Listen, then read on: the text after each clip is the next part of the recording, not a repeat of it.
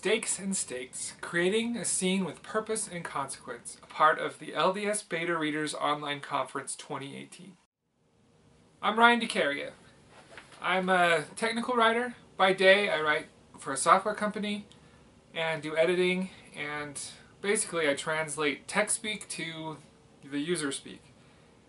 And at night, I write fiction. I wrote a book called Devil in the Microscope from Immortal Works. Stakes and Stakes. Let's define some terms. So stakes, in this case, are not the seared piece of meat served with potatoes, but rather it's a metaphor for the goals of our characters in our stories, the wants and needs. And you've probably heard this many times about the overall character arc of a story. But what I'm talking about is really drilling into the wants and needs of the character within a scene, and this driving that scene. And we're going to go over several examples today. The other term is stakes, which are not the pointy sticks used to slay sparkling vampires. What I'm talking about are the consequences of the actions, whether your character is successful or fails. And this also applies at a scene level. The consequences of the scene are important, and it's important for us as readers to follow this. We don't need to know right away what the consequences are, but we'd like to know as they build throughout a scene what the character is likely to gain or lose by either getting or not getting what they need for that scene. So if you have the whole arc of a book, the scene should be one moment in time where, at one location, where that character is trying to get a little step closer towards their main goal. They want something, and often their wants are conflicting with their needs. And other characters in your story should also want things. Kurt Vonnegut once said that everyone in your story should want something, even if it's a glass of water. And I've thought a lot about this idea of wants versus needs, and having side characters who really do want something, and your antagonist wants something as well. And the thing with the antagonist-protagonist relationship is they both want something and they both can't get it. If one gets what they want, the other one can't get what they want, and vice versa. So this dynamic also applies at a scene level. And this applies, maybe it's not the main antagonist of the story, it could be a force or a side character, but someone in your scene is working the opposite path that your main character is working, so that neither of them can get what they want. And when you do this within a scene, then you create suspense, you create in the reader a sense of moving forward towards something. And you've probably heard the term the tri-fail cycle, which basically is scenes building up on each other, where your main character is struggling to get towards this main goal, and they try to get there, and generally they don't get it. And then they try again, and they don't get it. And they try again, and they don't get it. And you have consequences for these actions. And if you have too little consequence, then you're going to probably end up boring your reader. And if you have too great a consequence, you're going to beat down your characters. One of the axioms that I tend to follow is, and I like this idea of getting your characters stuck in a tree and throw rocks at them. And I like this idea because you really want to seem like a struggle. You want your characters to have moments where they accomplish something and they get a little bit closer, and then you want moments where they fail, and you can see that they're making progress or they're learning, and as they progress through these scenes, you get closer and closer towards the climax of the story. And then when they do succeed, it's more believable because you've seen them experience things, you've seen them fail, and you've seen them grow to the point where at the end it feels natural, and it feels like that because of their experiences they were able to accomplish the main bigger goal. So drilling down into a specific scene, as you create the stakes, what the character wants, and the consequences, they build on each other, and you can really make a scene engaging. And I think that as we look at some scenes, and as you look at your own scenes at home, that you need to analyze. Maybe you're getting a criticism from your writing group or from the beta readers that the scene's not engaging. And I think if you take a look at it from the stakes and stakes perspective, that you'll start to see that ways to create more suspense for your characters and build a scene that's engaging and shows real consequence. So our first story of the evening, I would like to talk about a book called Rosemary and Rue from Shauna McGuire. And this is the first book in the Toby Day or October Day series of hers. And I think this book really, really illustrates what consequences can be in a book. And sometimes this is what really makes or breaks like an engaging story, is that there's real consequences for actions, and they're believable for the world you're creating. So in this book, October Day starts off, she's on a stakeout. We find out that she's half a magical creature and half human, and she's straddling that world. The stakeout she's on is interrupted by a phone call from her fiancé, who is home with her daughter, their daughter. And we find out that they don't know anything about this magical world that she's a part of. And so right away we know the stakes are, and her goal is, kind of related. She wants to get home to her family. We know that there's danger, right? And the risks are pretty high. She wants to go home and meet up with her family. But it doesn't stop there. We learn why she's doing this. This bad guy she's following is someone she thinks captured the Duchess and the daughter of her liege. And it's kind of a fantasy story where these are fairy creatures, and she's become a knight for this liege backstory. But she feels a duty to try to help them find this lost Duchess and the daughter. And then we learn that she cares about them. So now she has a need. She needs to track them down so she can save the lives of these people that she cares about. And so the wants and the needs are directly in opposition for each other. And then we know that the consequences of failure in this case are that the Duchess and the daughter are not going to get saved. We learn that she's not going to confront these people. She's just tracking them down, hopefully finding out where they're hiding the Duchess and the daughter. And so as far as consequences and why I bring this story up, and this is a spoiling of just the prologue of this book, is she does get caught. And they turn her into a goldfish, and she falls in the pond and spends the next 14 years as a goldfish. And you can guess at the consequences of what happens in the real world with her family. She turns human again after 14 years. She can't just go and say, I was turned into a goldfish. So this is affecting her life and the rest of her life. And what happens next and the fallout and the consequences of these actions are built in, like right up front. This is just all in the prologue of this book. And it affects who this character is and affects how they approach the world around them, both in the human world and in this fairy world. So I highly recommend Rosemary and Rue from Shauna McGuire. The next book I want to talk about is my own book, Devil in the Microscope.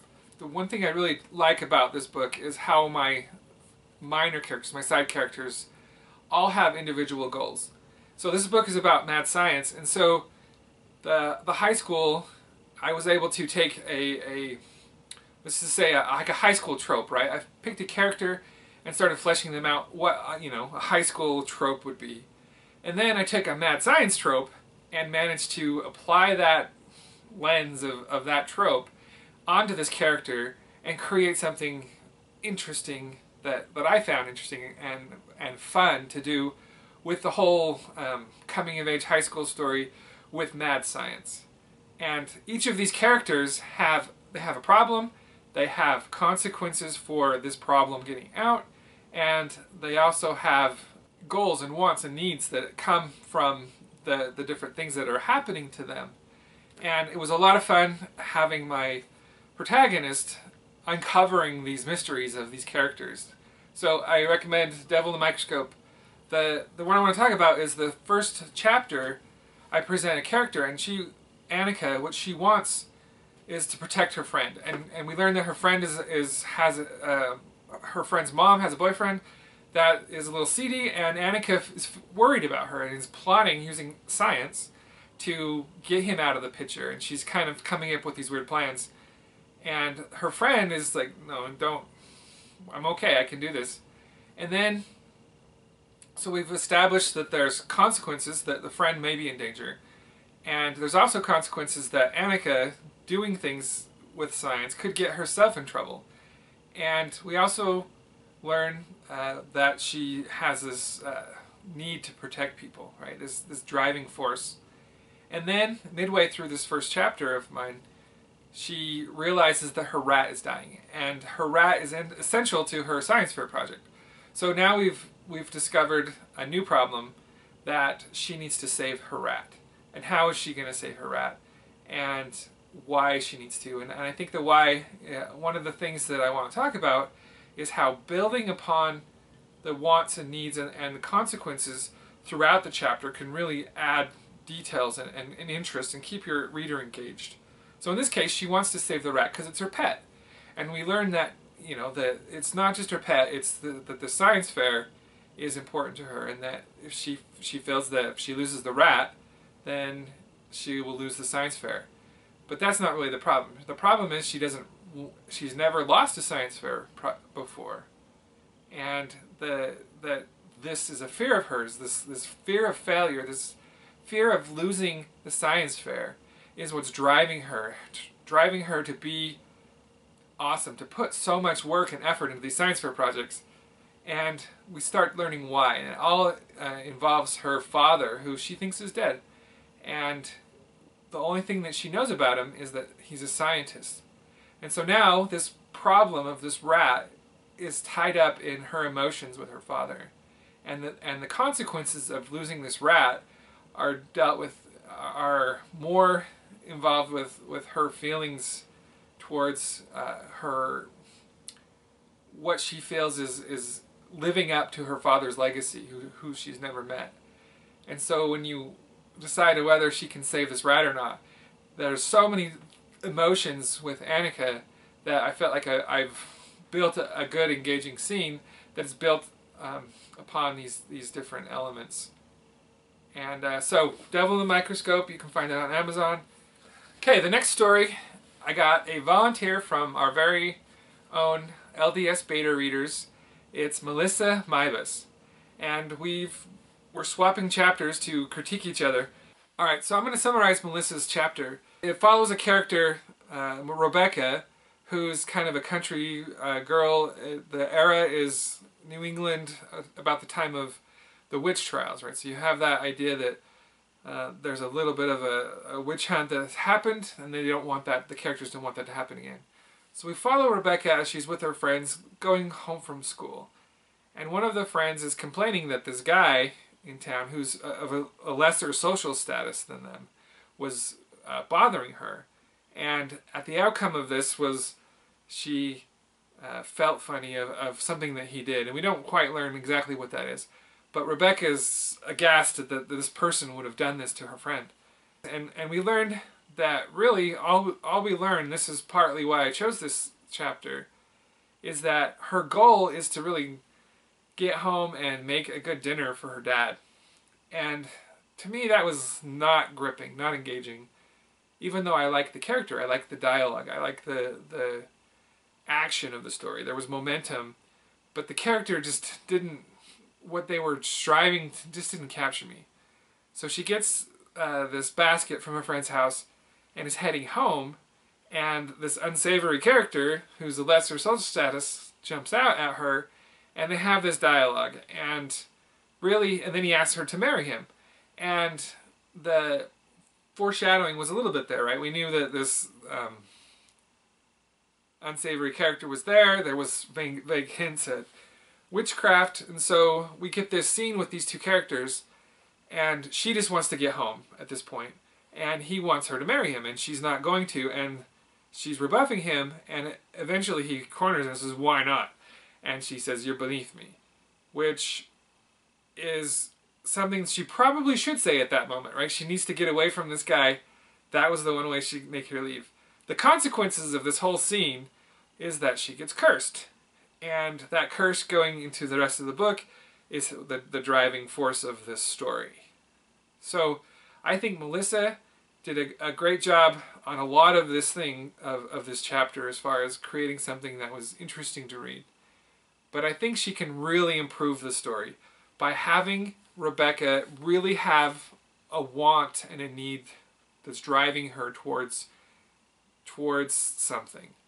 And having this other character actively pushing against that. Like he wants her to marry him. We don't really know why, but maybe we could. Maybe he loves her, or maybe he needs her for something in his life. But his wants and needs need to be in direct opposite to what she wants and needs. So I would have liked to have seen her perhaps take this cooking thing a little farther. Maybe she's creating something for like a local fair, and then if she wins, she gets something. Maybe it's an apprenticeship at the bakery that she's wanted and will advance her life and maybe get her out of having to marry just whoever, right?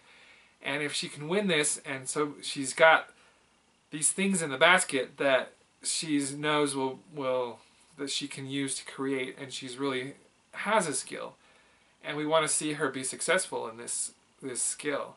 And he comes along, and maybe we have this two things, like her want is to be successful, right, at this cooking thing, and her need is to really escape the mundane of life, and she doesn't want to be just some other housewife.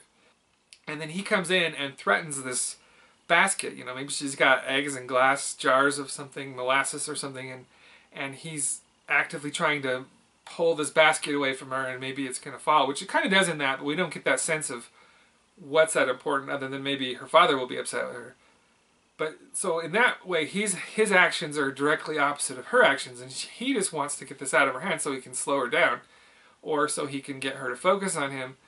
And then his want is to marry him, and her want is to not have to marry him. And then you really have these opposite forces pushing against each other. And and I think she kind of has the seeds there as far as having that possibility of being cursed by this guy. It's there, but I think she could have made it a little bit more of inevitability in this case, rather than just rumors. And I don't know how she would necessarily do that, but if we really knew going into this argument that she was really in danger of more than just having this guy physically break her things, or maybe even assault her in some way, that there was some kind of long-term consequences to this scene, and she really needs to get out of it. That would really drive this scene forward, and we would be on our edge of our seats, hoping that she comes out of this without having this other issue. And another thing that would be interesting in that moment is to have her almost get out of it. Like he's fed up with her, he's hands her a basket, and he's walking away, and she's safe, and then she says that one more thing, and maybe that's what he turns around right at that point. And this is me rewriting her, and she could do this in a number of different ways, but that way you really have those wants and needs of the protagonist and the antagonist coming together and having real consequences for our actions. And if we knew ahead of time that this guy was able to do something not just physical to her, but lasting, in this case it's a curse, and we kind of got that idea ahead of time that this is a possibility, then we're going to feel for her. We're going to hope that she doesn't make a mistake along those lines, and that she keeps moving forward towards her goal, so that we can see her be successful. And so, Melissa, I think you have a good shell here, and I think that with a little more honing of the stakes, that you can really make this a tight scene and engaging, and propel this, I don't know if you call it prologue or this first chapter, into your novel, and create something that we have remember this character as we go into the next part of the book. Okay, so those three stories are examples of kind of how I feel like you could push these stakes. And I think that if you really want to create scenes and stack these scenes on each other, that you have to worry about each scene and go through your own scenes and figure out what do all my characters want out of this scene, and just kind of go through them. It's this scene, you can number them or write the scene down, write the characters in the scene, and say what they want. And maybe it's not super important that they want something that affects the scene, but they should want something, right? They want to go home to their family, is a good example, right? They don't want to be there. They want to stay safe. They want to protect the protagonist. I do that a lot in my story. There's characters there that want to protect Annika, and they're going to try to do things to help her along. And then there's other characters that are trying to push her into situations that she might not want to be in. But everyone should want something. So you go through that and figure out if there's consequences, and decide how you're revealing those consequences. And see if you can make each scene kind of this tight, progressive build-up towards this climax. So the scene is decided when they get what they want or they don't get what they want. When you build scene by scene and focus on these elements, you're going to create tight, focused, engaging stories, and you're going to keep your reader on the edge of your seat through every scene. So look through your scenes and ask yourself these questions, and try to focus on creating conflicts that are believable for your characters, and putting obstacles in where they don't always get what they want. If your character wins every scene, then your audience is going to get bored, and they're going to lose interest in whether your character is going to be able to complete the objective. Of course they are. They haven't had anything stand in their way yet. Or, the opposite, if they get beat down every single time, you're going to be like, wow, this character isn't worth my time. There's nothing there that I can get behind or root for, because they're just going to get beaten down. Push your characters towards their needs. Show us what they want. Show us the consequences of failure. This has been Stakes and Stakes, writing scenes with purpose and consequence, a part of the LDS Beta Readers Online Conference 2018. Thanks for watching.